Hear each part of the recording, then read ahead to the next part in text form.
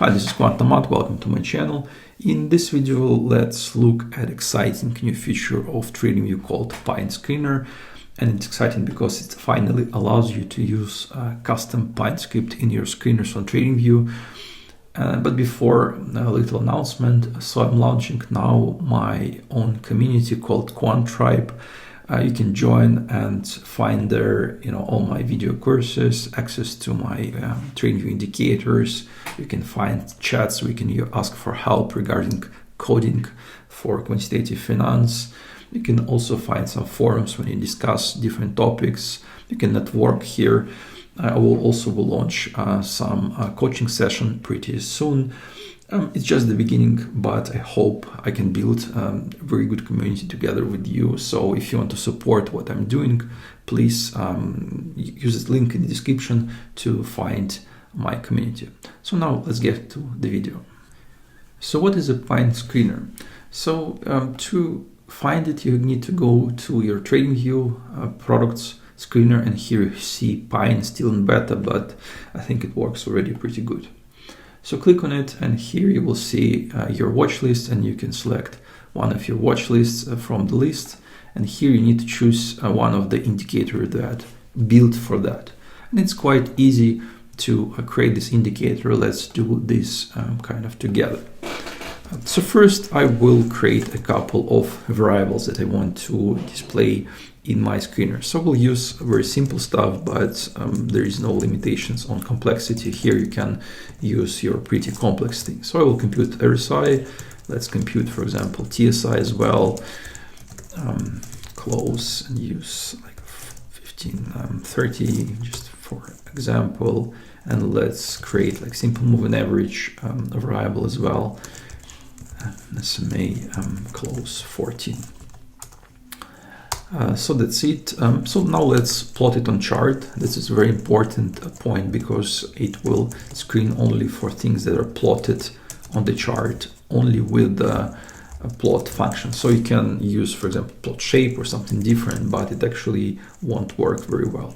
So I will use this. I will put my titles here as well because this will be my column names in the screener. So then let's put the SMA.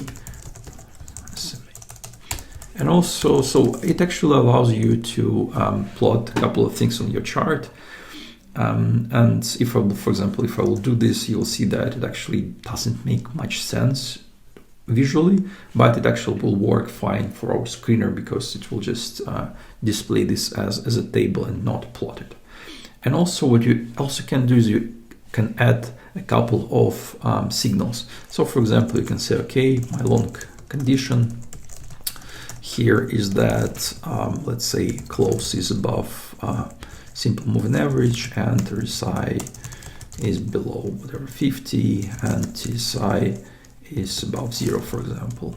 Now you can copy this, you can go to short, and then I will just change the signs to opposite for simplicity.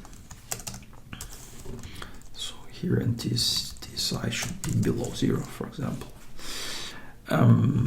And to add this as a conditions, you need to use alt alert condition function. So here just provide your variable and just the names for these signals. And this will be basically filters in your screener. So let's add this one and do the same for short.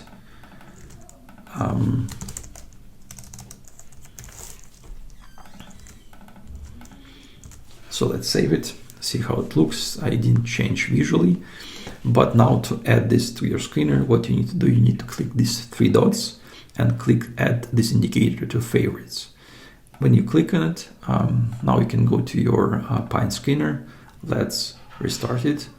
And now in the indicators, we can see we have this Pine screener. Let's select it and let's click now scan, and you'll see that it will update all the values for it. So as you can see, it doesn't update things live as other screeners, but so you can need to click the scan button every time you want it to be kind of recomputed. And also on the bottom here, you have kind of a couple of filters you can set up. You can say, okay, I want my RSI to be below 0 or below other values. You can see you have kind of some options here that you can use to filter your data. And as I said to you, we created two kind of custom filters, long and short. So you can say, okay, I want to show only long true. You can select it, then click scan, and then unfortunately we don't have any shorts or longs. See, we have none of them as well. But I think you got the point that you can actually use this as kind of clever, complex filters with kind of another values on it. So as you can see, it's actually a pretty useful feature, and it actually works quite well. Another feature you need to know is that if you click your indicator name here on top, here you actually have your time frame selection. You can click on it and select one of the supported time frames. Unfortunately, only 5 time frames are available. So and yeah, I hope they will add more time frames in the future, but for now you can select one of these 10 time frames. So as you can see, it's a pretty nice and simple feature that allows you to now use custom your scripts and custom indicators in TradingView's screener. It's a bit limited for now, but I think it can be useful for a lot of people. If you're interested to explore more PineScript screener, what you can do is also check out my community.